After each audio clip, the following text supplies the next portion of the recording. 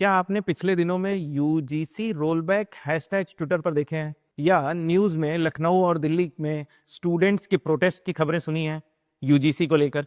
जी हाँ, ये सारी खबरें यूजीसी के नए इक्विटी रेगुलेशंस को लेकर उठ रही हैं।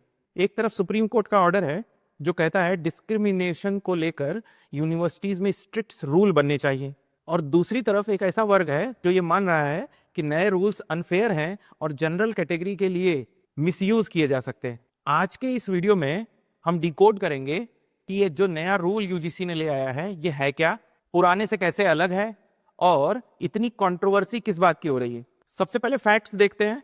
इन रेगुलेशंस को लागू करने के लिए हायर एजुकेशनल इंस्टीट्यूट्स यानी कि कॉलेज और यूनिवर्सिटीज को 3 बॉडीज बनानी पड़ेंगी। ये बॉडीज हैं equal opportunity centre EOC, equity committee और इक्विटी स्कॉट। अब एक एक करके जरा सबको समझते हैं। पहले नंबर पर है इक्वल अपॉर्चुनिटी सेंटर ईओसी। इसे आप हेडक्वार्टर समझ सकते हैं। इसका काम है पॉलिसीज को इंप्लीमेंट करना और जरूरत पड़ने पर पुलिस एडमिनिस्ट्रेशन के साथ कोऑर्डिनेट करना। इसमें 5 फैकल्टी मेंबर्स होंगे और इंटरेस्टिंग बात यह है कि रेगुलेशन में साफ लिखा है कि इन 5 फैकल्टी मेंबर्स का कोई रिजर्वेशन नहीं होगा, और अगर कॉलेज ईओसी नहीं बना पा रहा है तो यूनिवर्सिटी की जो ईओसी होगी वो उस कॉलेज के लिए काम कर सकती है। नंबर 2 पर है इक्विटी कमिटी। ये डिसीजन मेकिंग बॉडी होगी। इसमें 10 मेंबर होंगे और इसके हेड इंस्टीट्यूशन के ही हेड होंगे। अब यहां ध्यान दीजिए, इन 10 मेंबर्स में 5 मेंबर्स रिजर्व कैटेगरी के होना जरूरी है, यानी कि एससी, एसटी, ओबीसी, पीडब्ल्यूडी या वुमेन। इनका एक्शन टाइम बहुत फास्ट होगा। कंप्लेंट आने के 24 घंटे के अंदर इन मेंबर्स को मिलना होगा और एक मीटिंग करनी होगी और 15 दिन के अंदर अपनी रिपोर्ट देनी पड़ेगी। नंबर 3 पर है इक्विटी स्क्वाड। ये बेसिकली एक मोबाइल टीम होगी जो कैंपस के वनलेबल स्पॉट्स पर घूमेगी और ध्यान रखेगी कि किसी भी तरह का डिस्क्रिमिनेशन ना हो। साथ ही एक 24 आवर की इक्विटी हेल्पलाइन भी जनरेट करनी होगी। अब आप सोच रहे होंगे कि क्या इस तरह के डिस्क्रिमिनेशन के लिए पहले कोई रूल्स रेगुलेशन नहीं थे? तो बिल्कुल थे। 2012 का रेगुलेशन था यहाँ पर, लेकिन अभी जो रेगुलेशंस आए हैं उसमें और 2012 वाले में काफी फर्क है। पहला डिफरेंस था पनिशमेंट को लेकर। 2012 के रूल मोस्टली एडवाइजरी थे।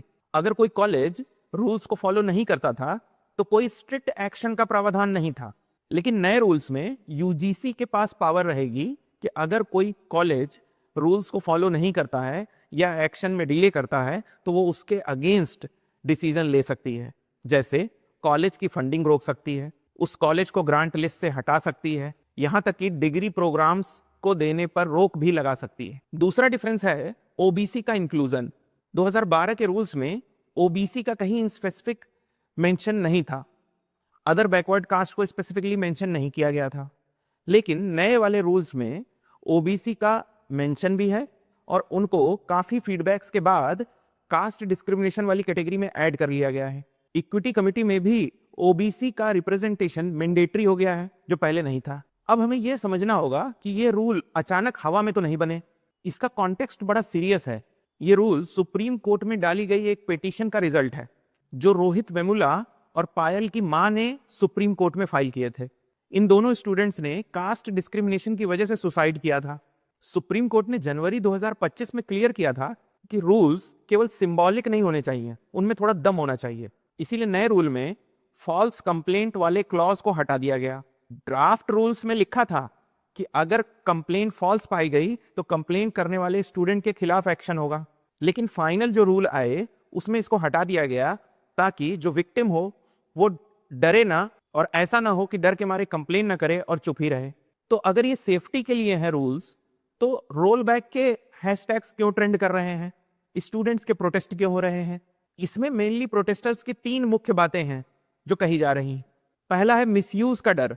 क्रिटिक्स का कहना है कि क्योंकि फॉल्स कंप्लेन पर कोई पेनाल्टी नहीं है तो इसका मिसयूज हो सकता है और जनरल कैटेगरी के स्टूडेंट्स और फैकल्टी को इसका मिसयूज करके परेशान किया जा सकता है। सेकंड है कास्ट डिवीजन। प्रोटेस्टर्स का यह मानना है कि इक्विटी कमिटी बनने से कास्ट डिवीजन यानी भेदभाव और बढ़ेगा यूनिवर्सिटीज में, ना कि कम होगा। तीसरा है स्ट्रिक्ट एक्शन। कॉलेजेस भी डरे हुए हैं कि अगर रूल्स को फॉलो करने में कहीं चूक हुई तो गाज हम पर भी गिर सकती है और हमारी फंडिंग तक रुक सकती है। तो दोस्तों सिचुएशन तो क्रिटिकल है।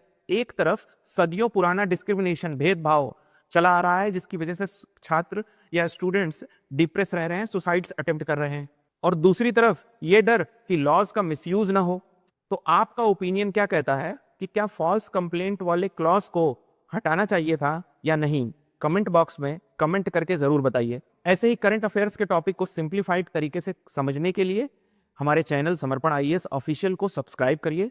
वीडियो अच्छा लगा हो तो उसको लाइक करिए। बहुत बहुत धन्यवाद।